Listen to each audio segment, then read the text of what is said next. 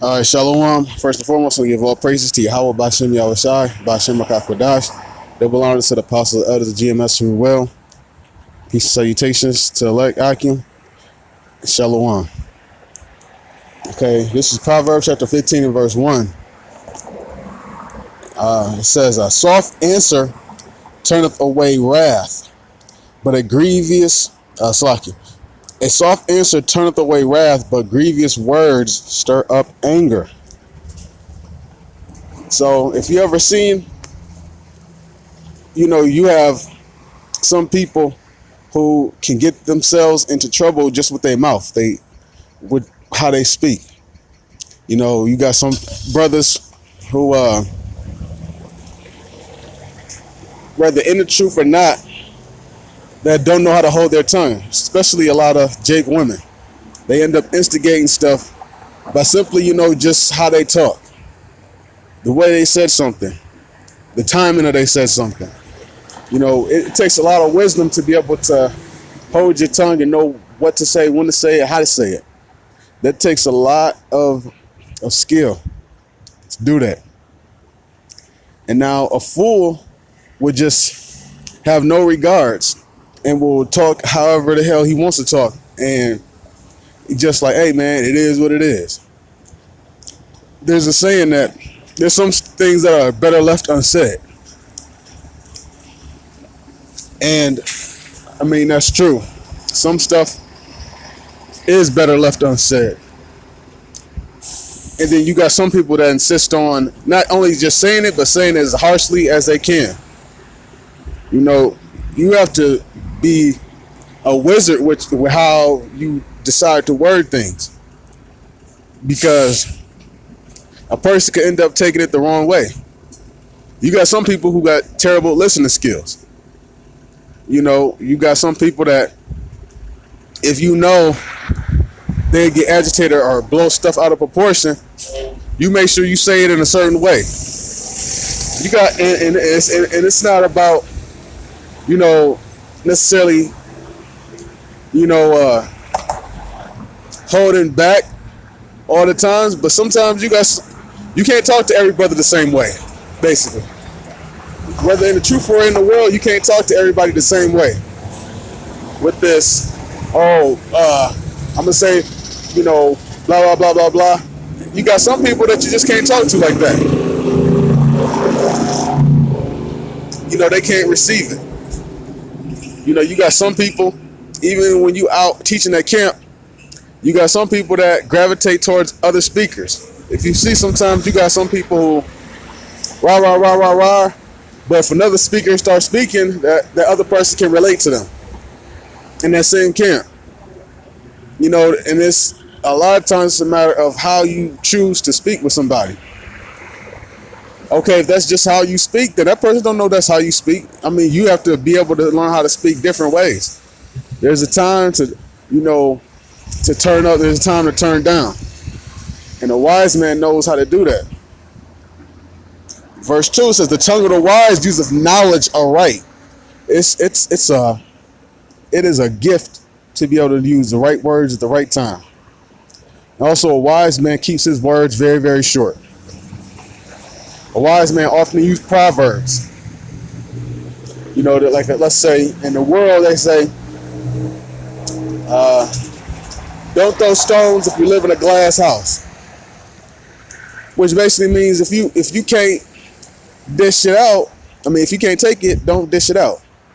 Don't be out here, talking about other brothers roasting them or cracking jokes or, and then when jokes on you, then you get upset. That's a wise man will say something short and something sweet like that, like, don't throw stones if you live in a glass house. But a fool will find a way to, just say, the same thing in a different way that's more grievous. Because a wise man knows that most people a wise man, when he's speaking to somebody who is a fool, not as wise as him, he understands that most people, even to this day, have a short attention span. So Why would I speak to somebody for, let's say, an hour when if I'm very good, you possibly can, you know, relay a certain message in just a few words. It's possible. You can be very, very powerful with your words if you say it at the right time. Whereas another person, they might have to keep repeating themselves, repeating themselves, repeating themselves, repeating themselves, repeating themselves, repeating themselves. And you realize, damn, you've been speaking for like 15 minutes, but you keep saying the same thing over and over and over. And maybe that person feels like that person can't get it. But a wise man understands that, okay, I'm going to say it so short, so sweet, that you can't even possibly take this out of context. You know, you got some brothers that you just know that, okay, when he's in this attitude or this mood, he don't listen. You know, you ever been see the media, how they deal with athletes, and they might do an interview with them, and then they'll take one quote from a whole hour interview, and they'll say, let's say LeBron James said such and such such, but they don't put it in context. They just quote snatch. You know, same thing that the media does. And then there's people that's foolish enough to run with it. And there's people that's foolish enough to keep doing it. They don't realize that the person who they're talking to is going to do that. So in the real life world sense, there's some people that you can talk to for an hour, and they'll only take literally one sentence out of what you said, and they'll find the most negative thing that you said, or anything that could possibly be perceived as negative. So a lot of times you keep your words short, and you don't stir up, wrath by, just being, just saying whatever, whenever, however. If a person you see there is grieving, they just lost a loved one,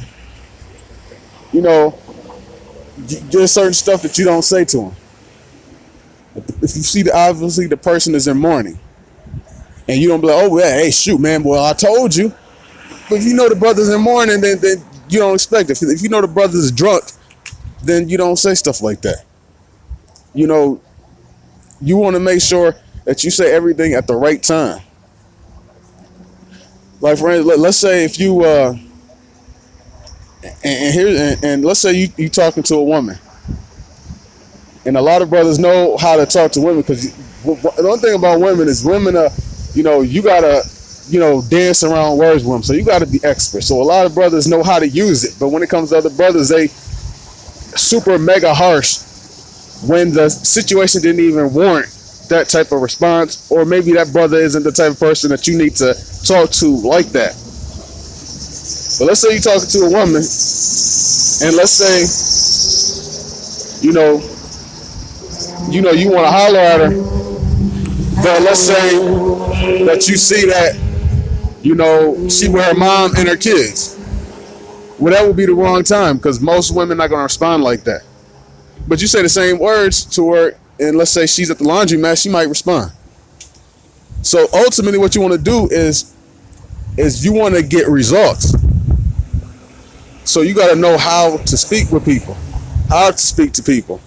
I mean, truthfully, there are some people that, it don't matter if you say nice or harsh, they won't get it, or they'll still find a way to twist it. With them, you just try to avoid them. But then there's some people that, like, you just, you just don't know how to talk to other people. And that's something that a wise man knows how to do. It's hold their tongue. Speak at the right time. Not simply just saying, okay, yeah, this is how it is, this is what it is going to be, and whoop-de-whoop-whoop-whoop. No, you have ways, if you see how, Yahushua spoke, he had different ways, it's different to speaking with people. Sometimes he said a parable that went over their head. That's who we're supposed to be like. We're supposed to be like Yahushua. That's who we aspire to be like.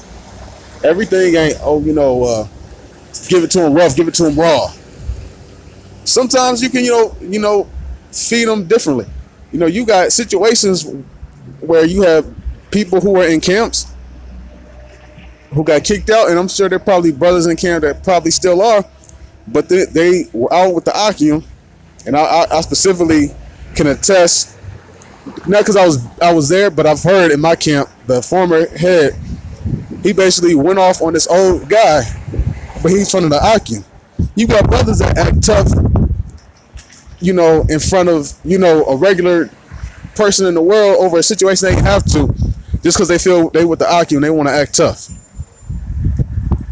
Y'all going out to eat or something, and then somebody accidentally bumps you, and then you want to act tough in front of Akim because you feel like maybe there's like 15 or 20 of y'all. Bro, ain't nothing cool about that, because there's been stories about other brothers said this brother almost got us shot because he said or reacted a certain way when it wasn't even necessary. You had a story in our camp where our former head, I wasn't there, but at the casino, he went off on this old guy, and this old guy was not backing down, and it wasn't even necessary. And he was basically, like reaching, like he would pull out a gun and shoot your ass. You got to know who to talk to and who not to talk to. Like that. And on that note, I want to give all praises to Yahweh B'Shem Yahushai, B'Shem Kakadash. That belongs to Elder GMS. Well. Peace, salutations, Shalom.